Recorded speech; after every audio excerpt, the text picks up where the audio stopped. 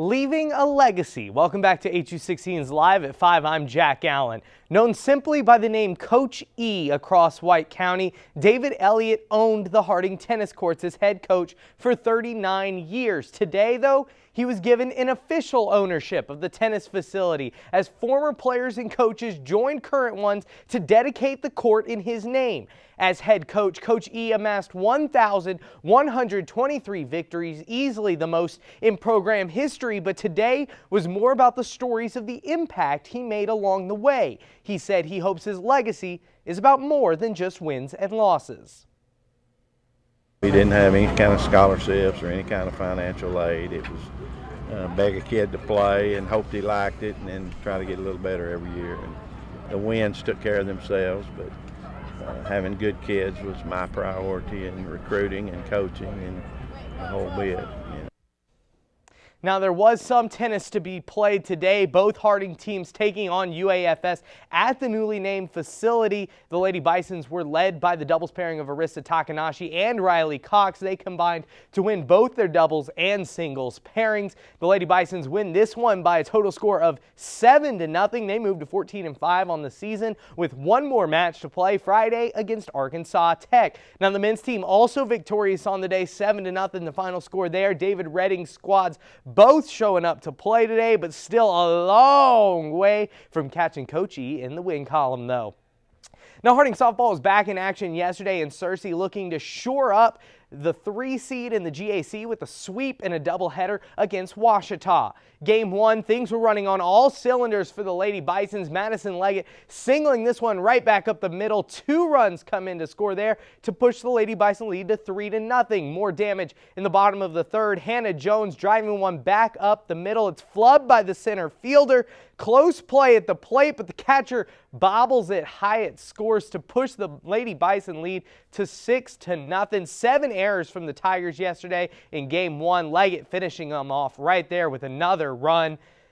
Defense also working hard for Harding as well. Leggett keeping that big game going, laying out to preserve the shutout because Jenna Hipp was just dominant on the hill. 8 strikeouts, no earned runs as Harding wins Game 1 7-0 on a windy day. Game 2, though, a different story. First inning, Finley doubles all the way to the wall and left to score 1, and Washita takes the lead in the first inning. They would push that lead to 4-2 in the bottom of the 6th, but their bad defense continued. Briley Faringa singles on just an error there by the Washita infield, but it wouldn't be enough. Harding loses this one 4-3.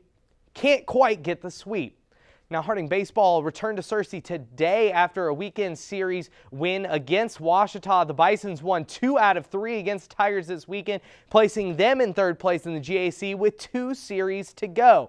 Now, Harding's going to take a break from conference play tonight when they take on Christian Brothers University. The Bisons won a contest against CBU in Memphis earlier this season. Harding, well, they've won 6 of 8 midweek non-conference matchups this year. Their only 2 losses came as part of double headers. So tonight, they're going to look to pick up win number 7 tonight at 6 o'clock p.m. That game's going to be streamed right here live on HU16 starting right at the end of our newscast.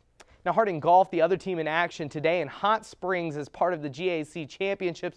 Freshman Ryan Cameras leading the Bisons after being named Conference Freshman of the Year earlier this week. Cameras and teammate Trevor Mellett each shooting rounds under par today to put them tied for 5th in the conference at 1 over for the tournament. Now, that wasn't enough for the team to make it into the top 3 so far. Harding finishes today all alone there in 5th place.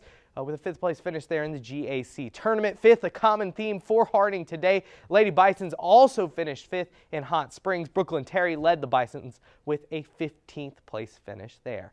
And now for the coolest thing I saw, we take you to Oakland in Game 2 of the Western Conference playoffs.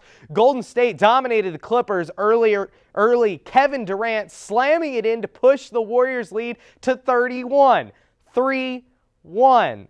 I think you see where this is going. The Warriors known for blowing 3-1 leads, and the Clippers came storming back in this one, bucket after bucket. And Clippers fans, well, they were hype.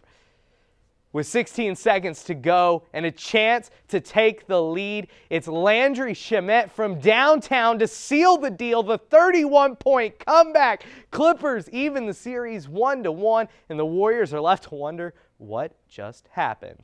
Clippers came all the way back to even the series.